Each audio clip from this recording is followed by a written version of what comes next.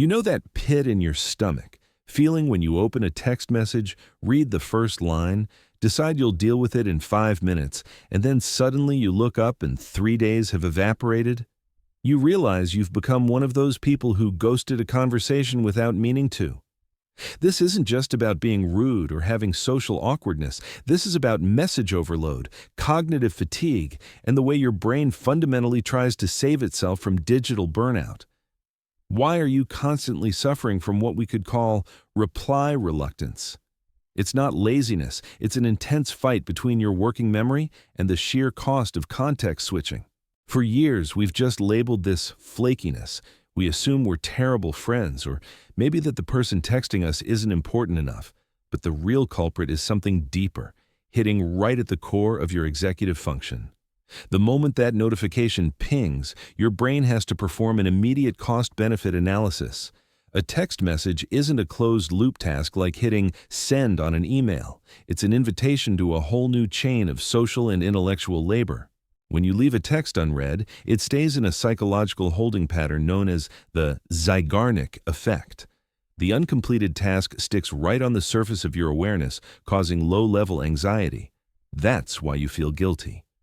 But here's the critical pivot. The second you open that text, read it, and think, I will reply to this later, your brain considers the task processed. It files it away from the surface working memory into a deeper queue. It's no longer an urgent notification. It's now a low-priority project on a to-do list that you never actually look at. Your brain successfully convinced itself the problem was handled by acknowledging it. But the problem is still there. Why is initiating the reply so hard? Because replying isn't simple. If the text is, hey, how are you doing? Replying demands emotional labor, time estimation, and decision-making about tone. This is the heavy price of context switching. Researchers call this attention residue. Every time you rip your focus away from whatever you were doing, whether that was deep work, watching a show, or even scrolling TikTok, to reply to a complex text, a fraction of your cognitive power remains stuck on the previous task. And initiating a reply requires 100% of your cognitive power to be redirected. Your brain, in an effort to conserve precious energy, looks at the high cost of rerouting resources for a potentially high-effort reply and says, nope, we'll wait until we are completely free. The irony is, we are never completely free. We live in a state of perpetual semi-distraction, and that perfect moment of mental bandwidth simply never arrives. This is why group chats are often the worst culprits. They demand continuous monitoring and calibration of social context among multiple parties.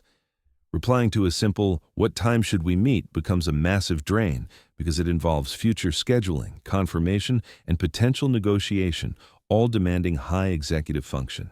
So if you consistently take 3 days to reply, you are not a bad person. You are a cognitively exhausted person operating under unrealistic digital demands. Your brain is trying to survive the information economy. The solution isn't to beat yourself up, but to understand and respect your cognitive limits. Stop treating messages as spontaneous tasks. Instead, try batch processing. Allocate a 15-minute window in your day, maybe 1 p.m. and 7 p.m., purely for responding to texts. This removes the context-switching tax and transforms a high-effort spontaneous decision into a low-effort scheduled routine. Give yourself grace. You were designed to manage a small tribe and hunt squirrels, not maintain 75 concurrent text threads while managing a career and paying rent. If you found this explanation validating and want to understand more of the sneaky science behind your everyday chaos, hit that like button and subscribe. We're here to explain why you do the weird things you do so you can stop hating your brain for being human.